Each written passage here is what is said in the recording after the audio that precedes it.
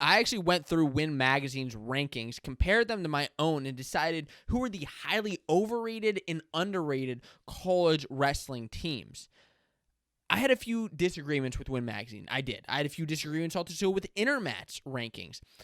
So, and you'll see my full rankings for pound in my upcoming season preview guide, which you're going to want to, like, just have that on your radar. The Fanco season preview guide, you're going to want to hear about that. But let's talk about these overrated and underrated teams. And before I mention that, I do want to say that saying overrated, like, it can seem like a negative thing to say.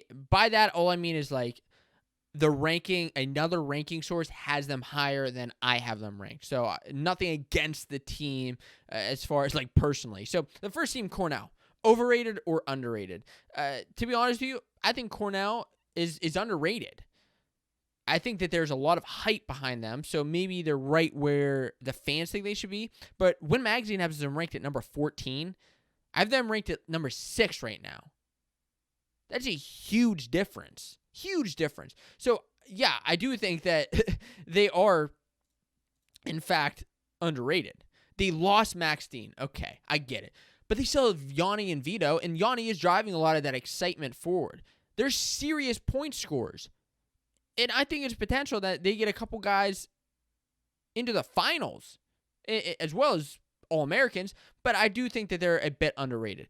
They had top 5 recruiting class in 2020 with a lot of those freshmen coming in, and I get it, you can't put those guys in the rankings just yet, a lot of them, but I do think that they're kind of being overlooked, or a couple of their freshmen are being overlooked a little bit with the unknowns, but I still think that they can be threats. Michigan is the next team that I have to talk about, because are you serious, Win Magazine?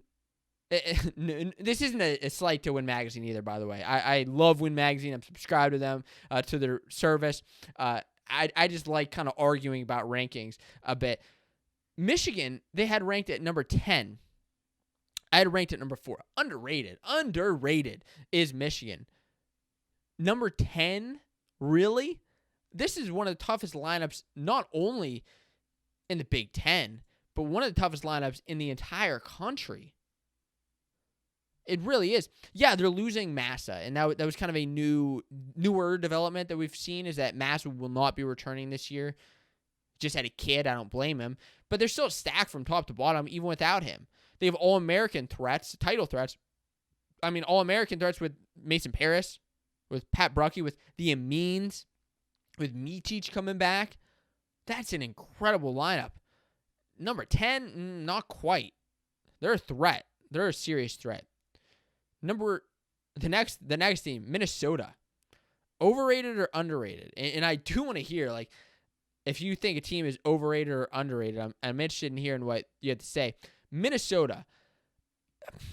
They're, like, right around where I think they should be. But generally, I actually think that Minnesota is a bit overrated. Here's why. Don't yell at me, okay? Because Gable is the face of Minnesota wrestling, right? He's really kind of seen his face at NCAA, but really Minnesota wrestling. And because Gable is so great at marketing himself, marketing his team, where he can come from, like getting guys to come to Minnesota, like Gable's great at getting the hype levels up for the Gophers. But can the lineup back it up? I think so to some extent, but I think in perception they're overrated. I do still think that they're on the fence of a top 10 team. They have a good squad. They're in the middle of my Big Ten rankings. So, like, yeah, I think they're tough. Overrated just on perception. And if you're wondering about my rankings, like, okay, Josiah, what's up with these Fanco Wrestling rankings? Where are you getting these from? Well, this segment is actually brought to you by the Fanco Wrestling rankings. And if you're wondering who the top teams are in each conference, in the Big Ten, in ACC, in Big 12, if you're wondering how I rank all those teams, you can check those out in my rankings. Like, especially if you don't want to pay for the other sites. I know there are a lot of other sites out there, a lot of other sources that do the rankings, but I got to pay for the rankings. I'm giving my rankings away for free. I'll tell you right now, I have Iowa's number 1 in the Big Ten. But where do Penn State and Michigan rank? And what about like Rutgers? Well, you can find out all about that, as well as the other teams in the ACC and the Big 10 or Big 12, all those other conferences. You can check that out down in the description below. Free download. All that I ask is for your email and name. That's it. Other than that, you can get these free rankings. It's something that can be excited. You can enjoy for the preseason. The next team here, Virginia Tech. Virginia Tech, are they overrated or underrated? Well, Win Magazine has them at number 7, which is right around where I think they should be. I have them at 9. Internet has them at 16. Underrated, man. 16? Way too low. Way too low. With Latona, Myers, Indonian, Mekhi Lewis, who was a national champion, not last year, but still was a national champion, coming back into the lineup. And they're adding Nathan Traxler from Stanford coming to as heavyweight to Virginia Tech. Man, this team is just getting massive appeal in the last year. And I keep getting more enthralled by how good their lineup is. They keep adding more guys that are just like all-American threats. It's possible that they put a guy in the finals this year. I thought they were going to do it with Mekhi and Latona last year. I did. To say that they're like bottom tier, like 16 to 20, no way. Underrated. What about the rivals, NC State? This is a fun one. Are they overrated or underrated? Honestly, I think they're right around where they should be. So I would tinker on underrated, but right around where they should be. The perception is that Virginia Tech is the dominant team. But with their lineup shifts that they've had, I think that a lot of people are kind of forgetting that and discounting that. But Hiley's a real threat at 174.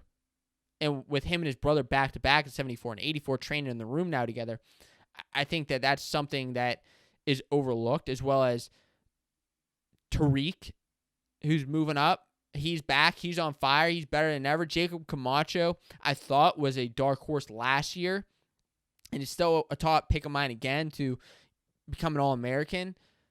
A bit underrated is NC State. And you call it bias, you call it what you want to, but I think that that's the case. Wisconsin, overrated, underrated. I believe 4 or 5 more teams I want to really get into this, because like obviously like Iowa and Penn State, they're right where they should be. Like I don't think either of them are overrated or underrated. But Wisconsin, who Win Magazine has at number 25, Intermat has in the mid-20s, I would have Wisconsin at like number 18. So I think they're actually underrated because of their transfers with Austin Gomez, Andrew McNally. I believe both of them were blood round guys in the past. And the blood round guys teams that have those blood round guys are really the teams to look out for, because you get a couple of those guys in there to the blood round at NCAA, they start adding serious points onto their team. We haven't seen Gomez in a couple years, right? We haven't seen him compete in a couple years. So I think he's going to be a surprise to most people. And now at Wisconsin, after training for a couple years, I think they're underrated. Rutgers, number 9, Rutgers. Overrated or underrated? Come at me, Jersey guys. They're overrated. Okay? They're overrated as a top 10 team. So let me put that out there. Overrated as a top 10 team. I don't think they should be top 10. I have them at like number 14. They don't have a lot of holes in their lineup, and with Sebastian Rivera come back, they're All-Americans, Turley, Poznansky, adding Greg Bozak, transfer out of Clarion. I think it's good for them. They're going to have a good lineup. And I'm not denying their skill, right? I'm just denying the fact that I don't think they're quite in that top 10 tier yet. I don't. We'll see how good they are in the first couple weeks of the season. They have quads, the Garden State Grapple. They're going to have 8 duels in the first month of the season. That's insane. That's really insane. What about Nebraska, another Big Ten team? Nebraska, I think, is underrated. They Number 22 by Win Magazine. Number 16 by me. I think they're overseen because of how good the Big Ten is. And I think it's been like this for the last couple of years, honestly. They're overpowered, overshadowed by Iowa, Penn State, and even Michigan. Like, Nebraska is a tough team. I think I said it last year, I still think they can put a guy in the finals. Whether with Venge, with Schultz, with Lovett. I mean, Lovett, that was one of my favorite storylines at last year's Big Ten championships when he made the finals. And they showed that these guys all, while they're like ranked in, I think between like 11 and 20 now by Intermat, they've shown in the past that they have potential to win big matches. And I think they will continue. What about Cal Poly? Overrated. Here's why. Win has them number 17. I don't have them ranked in my top 20. I'm excited for Cal Poly. Like, on the surface, I'm excited. They have Evan Wick transferring in. His brother's there. Bernie Truout is coming back, who's a real gift at last year's national tournament. Nobody really expected him to do anything. Ended up making the semis last year. And he's back in the lineup again, but up a weight. But my question is, who are their other title threats? Do they have other All-American title threats? I don't necessarily know that they do.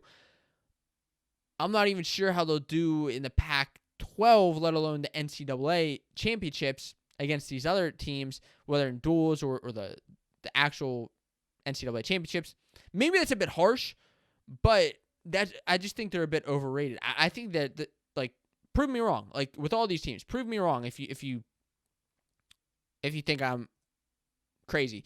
Lehigh, underrated. Yeah, I put the graphic up before. Underrated. Number 21, Lehigh. I have them right around the same thing, but I think they are also being overshadowed by Cornell. They're overshadowing them just because of their return. Lehigh is the 4-time reigning EIWA champions. Cornell is not. They've won the last 4 years. The returning All-Americans, Jordan Woods and Josh Humphreys, back after an injury. I think that they're being overseen, overlooked. They're going to compete with Cornell in the dual and the EIWA title. And if you're looking for rankings for every single conference before the season gets here, you're going to want to check out this resource right here. This will take you to a page where you can download my Fanco Wrestling rankings for free. That's all 78 D1 teams, every single conference, whether you support Big Ten, Pac-12, ACC, you're going to get little tidbits of information and the rankings you need to know before the season gets here. You can check that out for free right here.